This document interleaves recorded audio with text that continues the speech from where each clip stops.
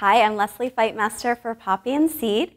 Today I'm going to show you a sun salutation, or in Sanskrit it's called Surya Namaskara A. So there are different variations. This is the A variation.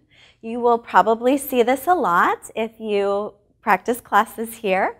So this way we can break it down and make sure we're doing it correctly.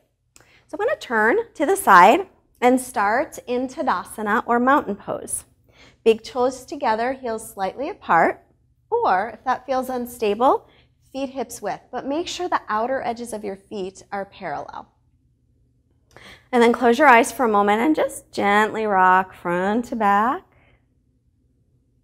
and side to side. So you can just feel the weight of your body moving on the feet. Let your eyes blink open. And then try and even it out. So the weight is distributed evenly between the base of the big toes, the base of the little toes, inner heel and outer heel. Then as you root down into the floor, try and lift up through your arches. Press your thighs back, but lengthen down through the tailbone.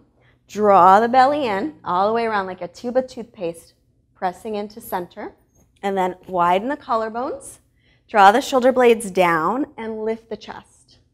And the reason I'm taking a little time on this is because it's actually part of the sun salutation. So opening the chest here, this is Tadasana, or mountain pose. As you inhale, circle the arms out, around, and up with your palms facing each other. Watch that your ribs don't pop out and that your buns don't stick back. So you want to pull the front ribs in, keep reaching the tailbone toward the floor, and then exhale the arms down. Let's do that one more time. Inhale, sweep the arms out, around, and up, palms facing each other. And exhale, take the arms back down. Making sure, again, the ribs stay in, tailbone stays long. We'll add our forward fold. Inhale, sweep the arms out, around, and up. This time, exhale, hinge from the hips to come forward into Uttanasana, forward fold. Hips right over the heels, let your head hang down. Then inhale, come halfway up. Hands to shins or fingertips to the floor. Exhale, fold all the way forward. And inhale, press through the feet. Sweep the arms out, around, and up.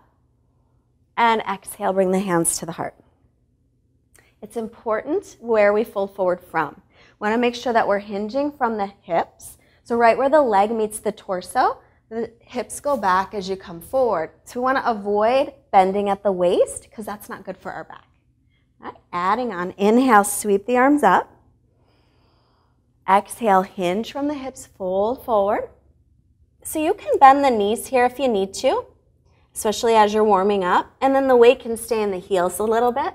But if you can straighten the legs, straighten them. Pull up on the kneecaps, firm the quadricep muscles, and then shift your weight a little bit forward so your hips are right over the heels. And then inhale, come halfway up.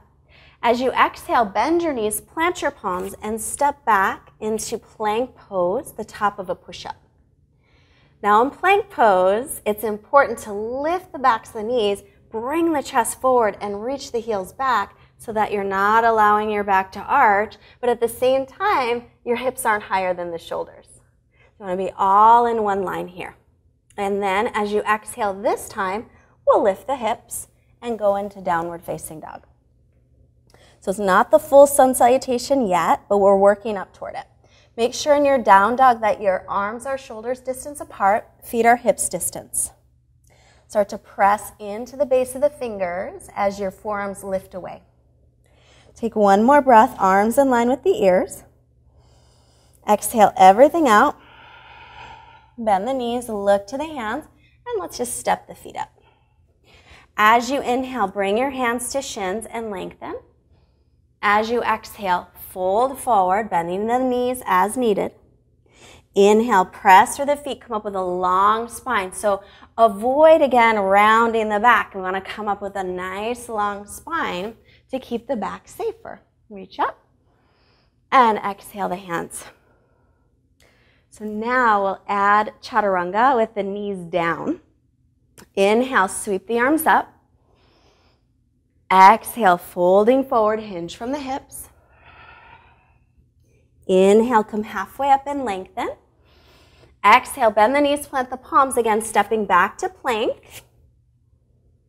And then this time we'll take the knees to the floor, shift your shoulders forward about an inch, and keep the belly lifted. Try to have everything touch down at once as you exhale to the floor. Untuck the toes, press all your toenails into the floor. Inhale, peel the chest up. This is Cobra Pose. I'm pulling my hands toward my feet to bring my chest through. Inner thighs are spinning up, tailbones reaching to heels. And then exhale to the knees, tuck the toes, downward facing dog. That is a modified Sun Salutation, which you can do anytime during any class. Take one more breath in. Exhale it out, bend the knees, look up, stepping the feet all the way to the hands, or take as many steps as you like. Inhale, halfway up. Exhale, fold in. Inhale, press down through the feet, reach all the way up. Exhale, hands to heart. So you're welcome to stay with that modified Sun Salutation anytime if you feel tired or you're just not able to keep the belly lifted and your back kind of arches in plank. Take the knees down, so much better.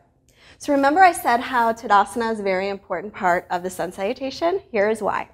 When we're in plank pose, it's just like being in Tadasana except your arms are out. When we move into Chaturanga, it is just like Tadasana except your elbows are bending and your elbows are right in line with the side of your body. Notice my shoulders aren't doing this, right? They're doing this. So when we come into Chaturanga, it becomes much more important to keep the shoulders doing this as opposed to this. So here we go. Inhale, sweep the arms up. Exhale, folding in. Inhale, halfway up. Exhale, plank pose. Keep the belly lifted. So again, shift forward about an inch. Lower down, shoulders no lower than the elbows. Watch that I don't drop the shoulders. I keep them lifted. Then I'm going to pull with my hands and push with my feet into up dog. Thighs and knees are off the floor. As I exhale into down dog, I want to lead with the hips using the belly muscles. So hips go up, up, up, up, up. Try rolling over the toes if possible and downward facing dog. So rolling over the toes is a little scary at first, and you might not want to do it. And guess what? You don't have to. Instead, you can come from up dog. Make sure also your toes are pointed straight back. You don't want to turn your ankles. And then you can drop to the knees for a moment, tuck the toes under, and then lift up and back into down dog. But eventually, it's nice to roll over the toes because you really have to use your belly muscles. So the toes slide forward a little as my hips go up, up, up, up, up, and then I roll right over them. And then looking forward from down dog, you could also hop forward. You don't have to, but you could. Bend the knees, keep your hips up high, look forward, and hop. As you inhale, halfway up. As you exhale, fold. Inhale, press through the feet. Lift up, and exhale, hands to heart. So I'm going to do one more. You might see people in your yoga classes jumping back to Chaturanga. I want to stress this. It's very important if you jump back to land in Chaturanga with your elbows bent. If you land with straight arms, you're putting your elbows at risk, plus you're probably going to end up arching the back, and you're going to put your back at risk. And since we all want to practice yoga till we're well into our 90s and 100s, we have to make sure that we keep our body safe. So this is how we want to jump back, although again, never have to, but if you do, inhale, reach up. Exhale, fold forward. Inhale, halfway up. Bend the knees, plant the palms, and hopping back, and then my elbows will be bent. So I land right in it. And inhaling up, shoulder heads back. Exhale, lift the hips, downward facing dog. And one last thing. Notice that every movement has a breath. That's part of the practice. When you get used to taking your inhales in the proper place and your exhales, it becomes your moving meditation. Yoga is really about union, of course, bringing mind and body together. But one of the wonderful things about it is it helps to quiet the mind. So when we're focused on our poses, we're focused on our breath with our movement. We don't have time to think about, oh my gosh, what's for dinner? Or, can you believe she said that? We don't have time for any of that. We're just right in the moment, enjoying a little bit of peace and quiet. So I hope you enjoyed Surya Namaskara A. I'm Leslie Fightmaster for Poppy and Seed. Please go to fightmasteryoga.com if you want to read a little bit more about me. Namaste. Have a wonderful day. Bye.